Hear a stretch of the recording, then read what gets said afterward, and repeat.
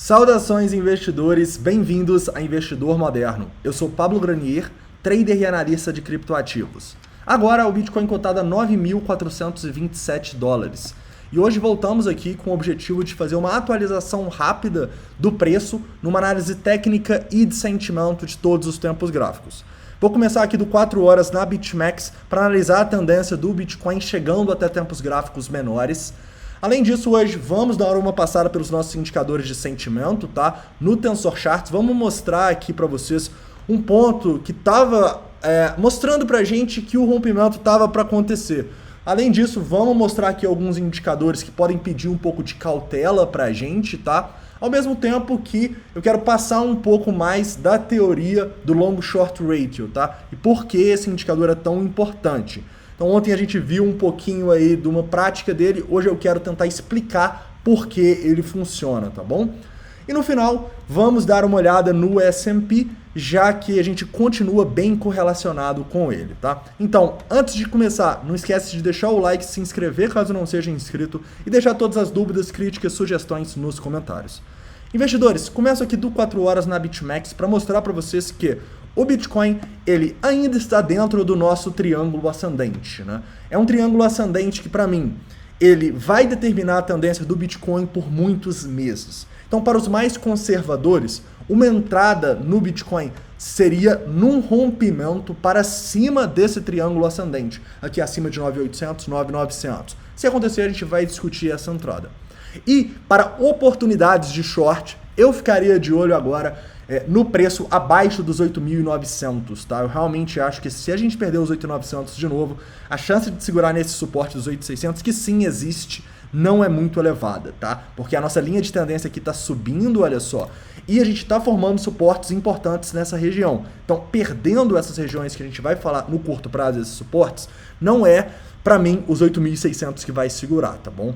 Então, eu enxergo que nesse momento, no 4 horas, a gente já começa a ter um viés altista para o preço, mas que a gente está bem no meio do nosso triângulo, né? A gente tem muita resistência acima e muito suporte abaixo.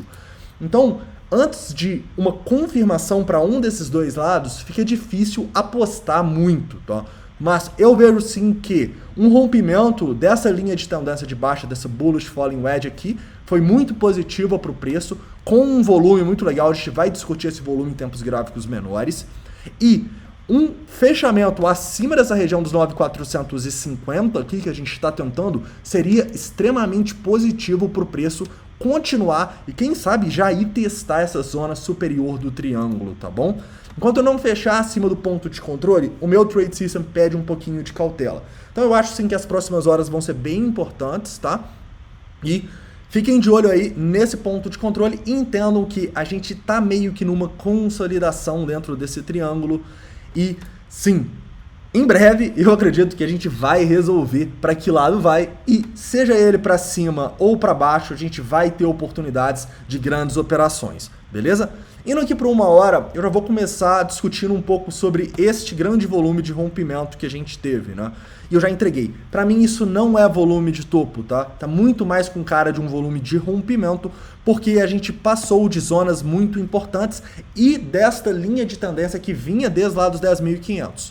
Ou seja, para mim isso tem muito mais cara de volume de rompimento, volume que tende a continuar com a tendência de alta do que um volume de topo que a gente vai reverter aqui agora, tá bom? Isso é algo positivo aí para o Bitcoin. E agora, abaixando mais do tempo gráfico, eu já vejo de novo o Bitcoin formando exatamente o que ele estava fazendo ontem, né? Ontem isso aqui era um padrão de continuação com 70% de chance de romper para cima, uma bullish falling wedge. A gente rompe, né? E agora, de novo, a gente acaba formando esse padrão de continuação, tá? Primeiramente, a partir de uma análise de sentimento, eu vou tentar explicar por que esses padrões de continuação acontecem.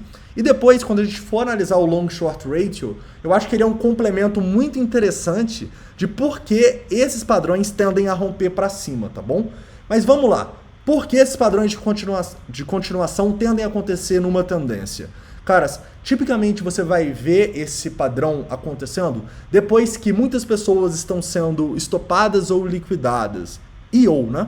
No caso, por exemplo, aqui, olha só, no Tensor Charts, a gente consegue ver os pontos onde as pessoas foram liquidadas e perderam dinheiro. Então, depois dessas liquidações, tipicamente você vai ver uma consolidação para depois o preço continuar subindo, né? Isso acontece porque durante essa consolidação a gente acaba tendo muitas pessoas apostando contra a tendência. Então essas consolidações também são pontos onde as instituições acabam acumulando, né? A gente vê essas acumulações acontecendo com elas colocando no book, correto? E detalhe, a nossa acumulação aqui foi até 0,382, né? Poderia ter ido até 0,5, 0,68? Poderia. Mas por que será que não foi, né? E eu acho que essa questão vai ter muito a ver com a nossa explicação aqui do Long Short Ratio, que vai englobar também por que esses padrões gráficos tendem a romper para cima, tá? Mas fiquem atentos, porque nesse momento, olha só, eu vejo que muita gente comprou nesse topo, é um rompimento e tal, mas ao mesmo tempo que muita gente já comprou, muita gente foi liquidada, sim esperado que a gente tenha uma consolidaçãozinha para mais pessoas começarem a vender aqui para o nosso Coin Farm ficar um pouco menos carregado, né? Ir lá para 52%, 50%.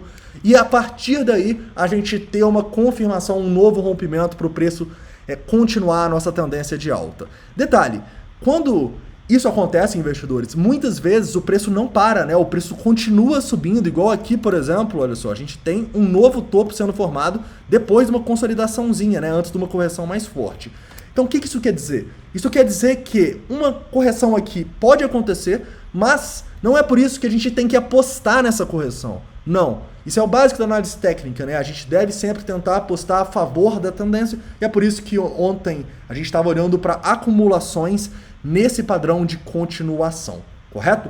Mas vamos lá. Por que será que esse padrão aqui parou em 0,382 e por que padrões de continuação tendem a romper para cima? Para isso, eu vou usar um pouco do Long Short Ratio, tá? E é a interpretação do Long Short Ratio que eu passei para vocês ontem. Essa interpretação é que quando a gente vê um rompimento importante, igual a gente tem aqui nesses 3 exemplos que eu tracei aqui, exemplo A, B e C, a gente quer ver nesses rompimentos a maioria do mercado apostando contra eles. Se isso acontece, a gente tem uma confirmação desse rompimento, porque a partir daí é uma grande oportunidade para as instituições mandarem o mercado mais para baixo ou mais acima para estopar e liquidar as pessoas que erraram no rompimento. Então, detalhe, nós acabamos de falar que o objetivo das instituições é essa busca por liquidez, né? É para tentar estopar e liquidar outros players, sejam outras instituições ou sejam as sardinhas.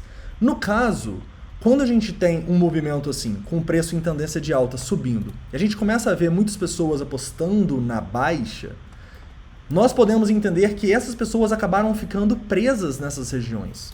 Então, se o objetivo das instituições é estopar e liquidar essas pessoas, por que elas deixariam o preço voltar aqui para dar a oportunidade dessas pessoas saírem com um lucrinho no 0 a 0? Difícil, né?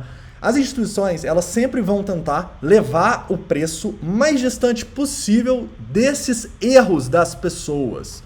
E, detalhe, quando o preço começa a voltar aqui num ponto onde muitas pessoas entraram em short, a gente pode ver isso aqui pelo Open Interest e pelo Long Short Ratio, essas pessoas, elas acabam criando uma demanda que não deixa os nossos padrões de continuação corrigirem muito e reverterem. Por quê? Porque elas acabam saindo com um lucrinho ou no 0 a 0. Então todo mundo que estava preso aqui começa a sair no 0 a 0 com um lucrinho e o preço não tem oferta o bastante para continuar caindo. E aí ele começa a subir, correto? Então é por isso que a gente tenta sempre operar rompimentos que a maioria do mercado foi contra. Porque a gente entende que a maioria do mercado ficou presa numa situação ruim. Ou seja, quando o preço voltar nesses pontos, essas pessoas que ficaram presas numa situação ruim vão acabar fechando as posições delas no 0 a 0 com um lucrinho. E isso cria aí uma liquidez que não deixa o mercado continuar indo na direção.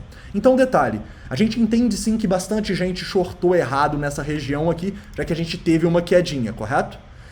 Então, se o mercado começar a cair aqui, o que a gente vai ver é provavelmente essas pessoas começando a sair no 0 a 0, começando a sair com um lucrinho, né, aliviadas que conseguiram, depois de um trade perdedor, sair no 0 a 0. Essas pessoas tipicamente não deixam o mercado ir além.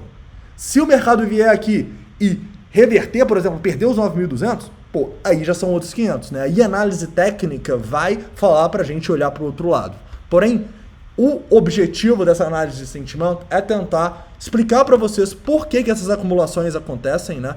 Por que essas continuações tendem a romper para cima e por que agora a maior probabilidade é, se o preço voltar nessa região aqui dos 9.300 e tal, é a gente ter uma acumulação. Igual era a maior probabilidade, ele voltando aqui nos 9.200, até poderia ter ido mais, né?